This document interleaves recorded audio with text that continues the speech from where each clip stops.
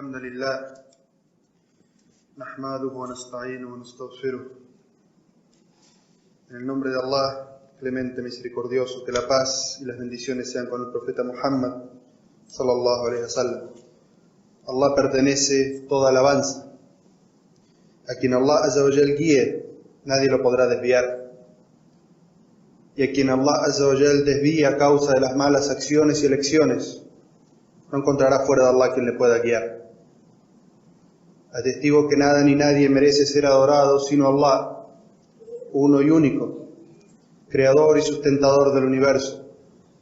Y atestigo que Muhammad sallallahu alaihi wasallam es su siervo y mensajero, quien se sacrificó durante su vida para hacernos llegar el mensaje del Islam, quien entregó el mensaje del Islam completo, sin ninguna falla. Quien siga el mensaje de Muhammad sallallahu alaihi wasallam se salva a sí mismo y vive en el camino de la luz y de la guía. Y quien se aleje del camino de Muhammad sallallahu alaihi wasallam se aleja del camino de la luz y de la guía y se condena a sí mismo. Hermanos y hermanas, les recomiendo, como Allah azza wa jal nos recomienda en el Sagrado Corán cuando dice: oh creyentes, teman a Allah como es debido y no mueran sino musulmanes sometidos a Él. Así que, hermanos y hermanas, les recomiendo la taqwa, el temor de Allah, hacer aquello que está ordenado y abstenerse de aquello que está prohibido. Hermanos y hermanas, dijimos en la khutbah del viernes pasado, en la que hablamos sobre la obligación del musulmán de recurrir siempre a la ley de Allah, que ese tema no podía agotarse en una sola khutbah. Y vamos a hablar hoy sobre algunas de las características que tiene la ley de Allah, para tratar de comprenderla mejor y así entender por qué es tan importante y prioritario para el ser humano, para el creyente, remitir siempre sus juicios a la ley de Allah, vivir acorde a la ley de Allah. En esta khutbah vamos a hablar, inshallah, sobre 3 temas. El primero de esos temas es la diferencia entre los mensajes anteriores y la última revelación, que es el Sagrado Corán, porque esa diferencia nos va a mostrar qué calidades específicas tiene la revelación de Allah, el Sagrado Corán, y por qué por eso es aplicable a todo tiempo y a todo lugar. El segundo de los puntos del que vamos a hablar es quiénes fueron los mejores ejemplos que pisaron la tierra aplicando la ley de Allah.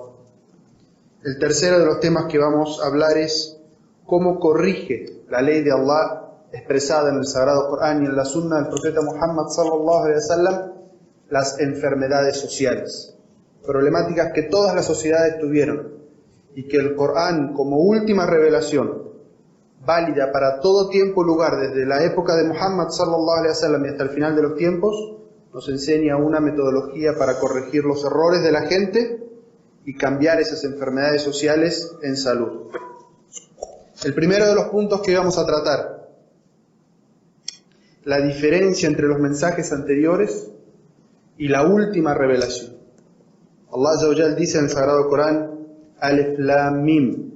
Allah, no hay otra divinidad salvo Él, el viviente, el inmanente. Él te reveló el libro con la verdad, corroborante de los mensajes anteriores, y reveló también la Torá y el Evangelio.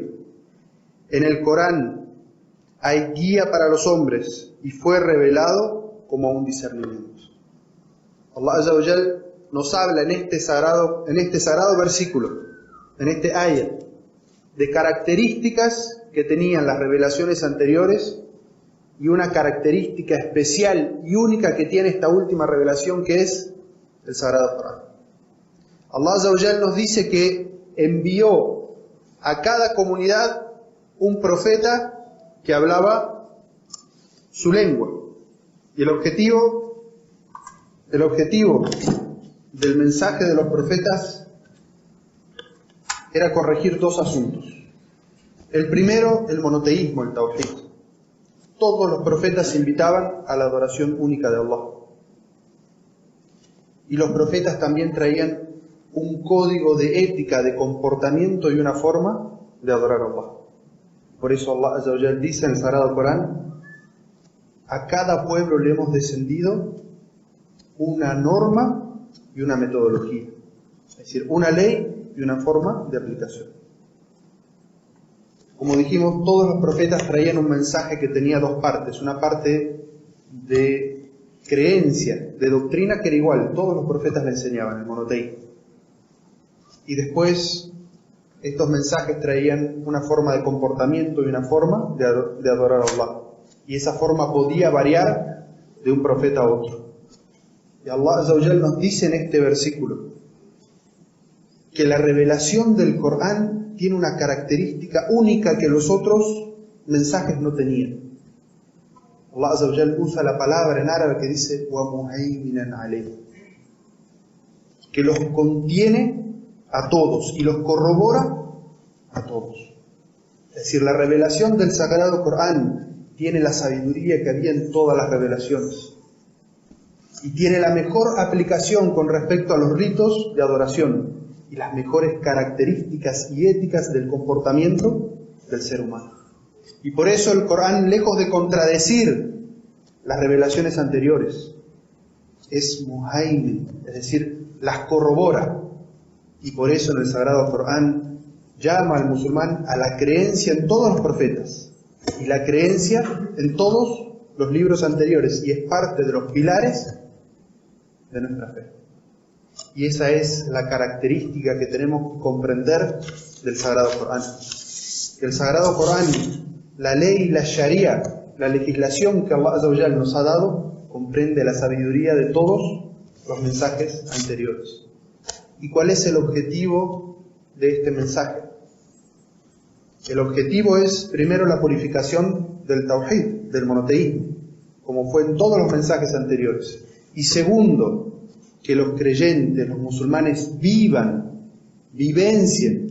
esa práctica que es la legislación de Allah.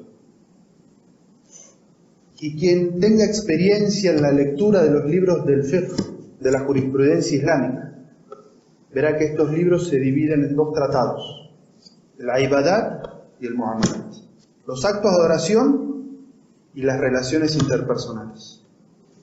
Quien haya visto un libro de fiqh, de jurisprudencia islámica, va a ver que el primer capítulo, el que habla de los ibadat, de los actos de adoración, es pequeño, muy pequeño en comparación a todo lo que es los otros actos, el muamalat, las relaciones interpersonales, donde está legislado el matrimonio, la convivencia, el divorcio, la división de la herencia, los negocios, aquellos que son lícitos, aquellos que son ilícitos, la prohibición de la usura, la forma de gobierno, el Estado de Derecho, los derechos del creyente, de las personas, los derechos humanos. Todo eso está legislado en la legislación islámica, y por eso vemos que los libros de jurisprudencia islámica son grandes compendios.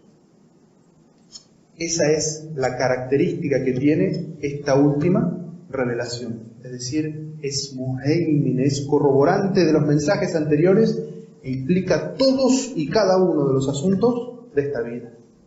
No hay una sola pregunta que se dirija al Sagrado Corán y a la sunna del profeta Muhammad sallallahu alaihi wasallam sobre cómo deben vivir las personas y relacionarse entre ellas, que no tenga una respuesta clara y evidente en el Sagrado Corán o en la sunna del profeta sallallahu alaihi wasallam. Esa es la característica de esta religión. Puede corregir todos los errores. Tiene respuesta para todas las preguntas.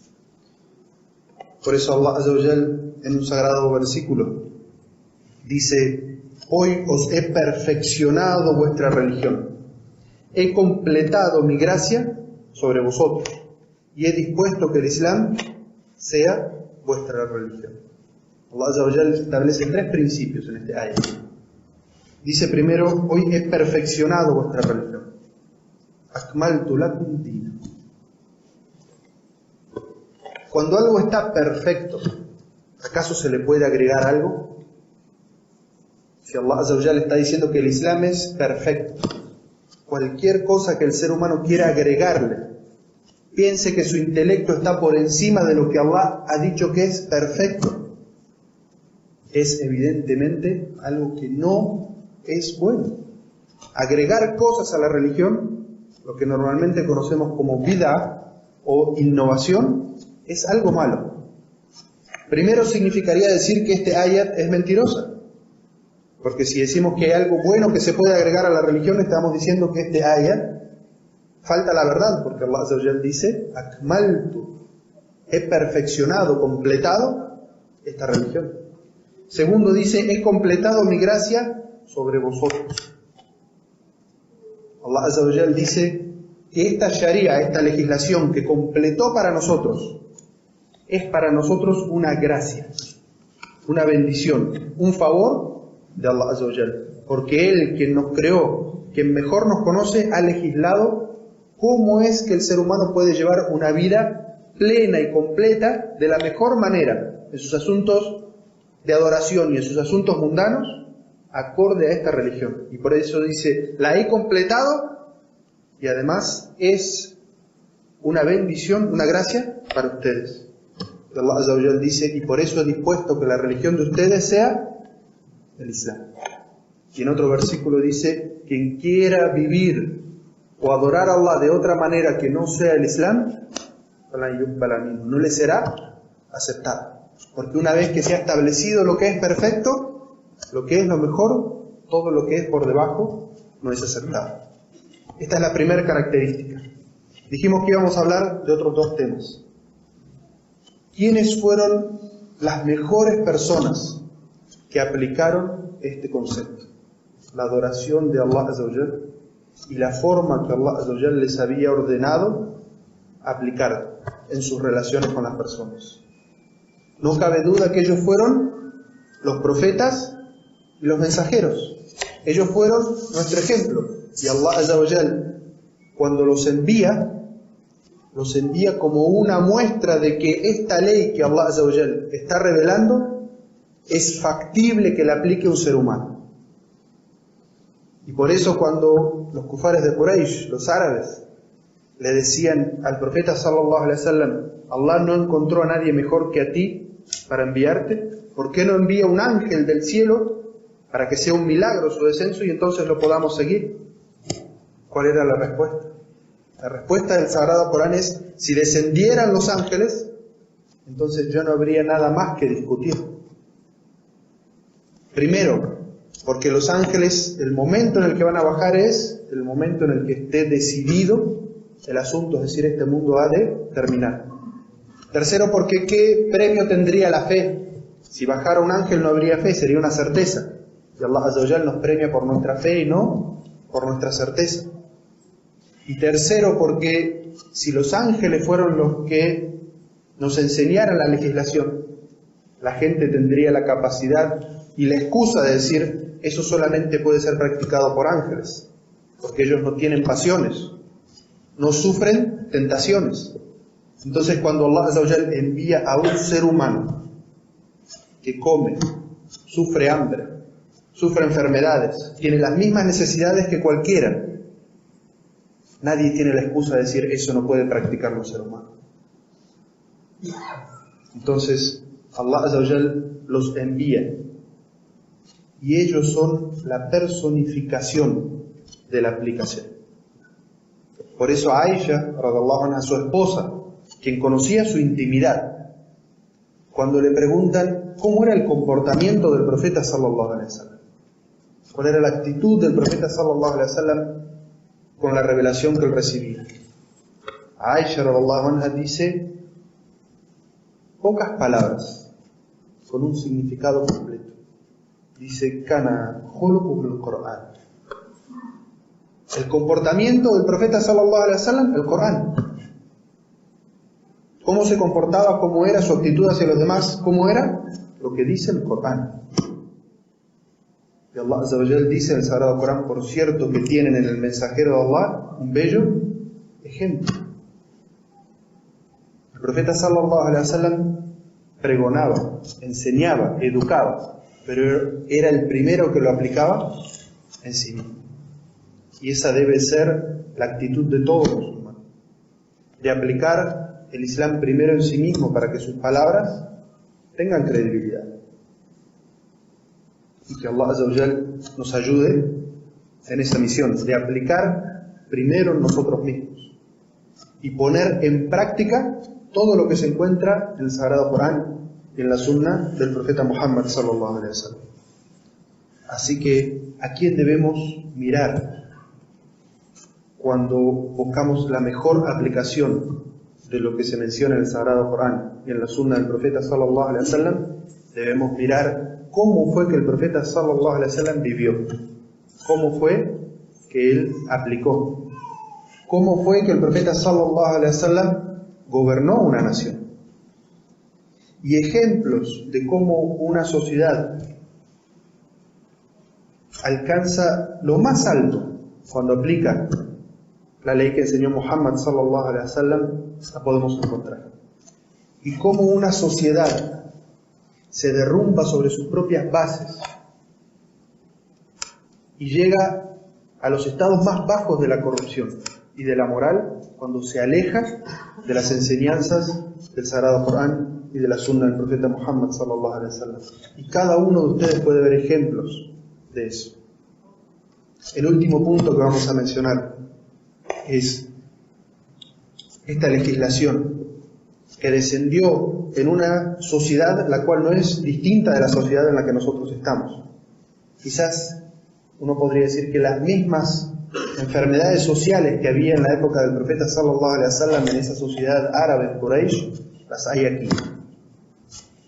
¿Y por qué las hay aquí? Porque la legislación que bajó en Muhammad sallallahu alaihi wasallam era para ser aplicada en todo lugar y en toda época. Entonces debía contar con las herramientas para corregir todas las enfermedades sociales, todos los desvíos de los individuos y de la sociedad. El tiempo no nos permite sino mencionar un solo ejemplo. En esta sociedad en la que nosotros vivimos, una de las grandes problemáticas que hay es el alcohol y las drogas. Cómo eso destruye individuos, cómo eso destruye familias, cómo incluso destruye gente que es completamente inocente y ajena a esa problemática. ¿Cuántos accidentes de carro podrían evitarse si no hubiera alcohol o no hubiera drogas? ¿Cuánta violencia podría evitarse? ¿Cuántas muertes innecesarias podrían evitarse? ¿Cómo el Islam corrige esto? ¿Acaso desciende un único versículo cuando el profeta sallallahu alaihi wasallam estaba en la Meca y le dice hay que prohibir el alcohol y las drogas? No. El Islam enseña una metodología gradual para ir corrigiendo estas enfermedades sociales. Allah Azza wa Jal desciende un versículo en el que habla, reconoce la existencia de esa situación y dice: de los frutos de las palmeras y de las vides obtenéis un sustento bueno y también hay una bebida que embriaga. En esto hay signos para los que razonan. Lo primero que hace Allah Azza wa Jal es que la gente reflexione sobre la existencia de una problemática. Esa bebida que la gente obtiene embriaga. Luego Allah Azza wa Jal dice: oh creyentes, cuando vayan a la oración no pueden estar ebrios hasta que no sepan lo que dicen. Allah Azza wa Jal no la prohíbe inmediatamente. Habla sobre la problemática que hay en ella. Luego trata al individuo, no a la sociedad en su conjunto, y trata de imponerle a toda la sociedad algo que no aceptaría, sino que se dirige primero al individuo y trata de solucionar ese problema en el individuo. Y dice: eres un ser espiritual, vas a hacer la oración. ¿Cómo podrías ir a hacer la oración y adorar a Allah si estás ebrio? Si ni siquiera puedes ser consciente de lo que estás diciendo. Es una llamada de atención para aquella persona que ya es consciente del problema que causan las bebidas alcohólicas y las drogas. Luego, otro versículo dice: te preguntan, oh Muhammad, acerca de las sustancias embriagantes y los juegos de apuestas. Diles, son de gran perjuicio, a pesar de que también hay en ellos algún provecho para los hombres, pero su perjuicio es mayor que su provecho. Y luego de eso viene el último de los versículos, en el momento en que los musulmanes ya estaban establecidos como una sociedad, que estos principios habían sido discutidos y hablados entre la gente, y la gente reclamaba una definición en el tema. Diciendo un versículo que dice: oh creyentes, los embriagantes, los juegos de azar con apuestas, los altares sobre los cuales son degollados los animales como ofrenda a los ídolos, y consultar la suerte valiéndose de flechas, son una obra inmunda de Shaitán. Absténganse de ello si es que quieren tener éxito. Es decir, que Allah Azza wa Jal, luego de hablar de la problemática, evidenciar que el ser creyente, el ser religioso, el ser espiritual, no puede desarrollar su religiosidad si está ebrio. Evidencia que para la sociedad tiene algún beneficio, pero lo que más tiene es un perjuicio. Es decir, todo esto es guía, orientación, reflexión, educación. Cuando la gente tiene esta conciencia, Allah Azza wa Jal finalmente dice que las bebidas embriagantes es algo que el musulmán debe abstenerse completamente. Es decir, esa es la metodología de gradualidad, paso a paso, para corregir estas enfermedades a nivel individual y a nivel social. Cada comunidad que siga esta metodología que enseña el Sagrado Corán para solucionar sus problemas va por el camino de la luz. Aquella comunidad que quiera imponerles las soluciones a sus pueblos, sin siquiera discutirlo entre ellos, sin enseñarles, sin educarlos, por el simple hecho de la imposición de la fuerza, no está siguiendo el ejemplo que nos da el Sagrado Corán. Y por lo tanto lo que va a obtener no es un buen resultado. Por eso en un hadiz auténtico, Aisha, esposa del profeta sallallahu alaihi wasallam, dice que alabado sea Allah que descendió la prohibición del alcohol en Medina cuando la gente tenía imán, tenía fe, porque si lo hubiera descendido en la Meca, la gente no hubiera sido capaz de abandonarlo. O sea, la sociedad estaba tan aferrada y no tenía la religiosidad y el compromiso suficiente para abandonar ese problema social que es el alcohol y las drogas. Entonces, si los musulmanes queremos solucionar problemáticas en nuestra pequeña comunidad y en la sociedad en la que vivimos, debemos seguir esta guía del Sagrado Corán y de la Sunna del profeta Muhammad sallallahu alaihi wasallam, la que nos muestra la sabiduría de la ley de Allah.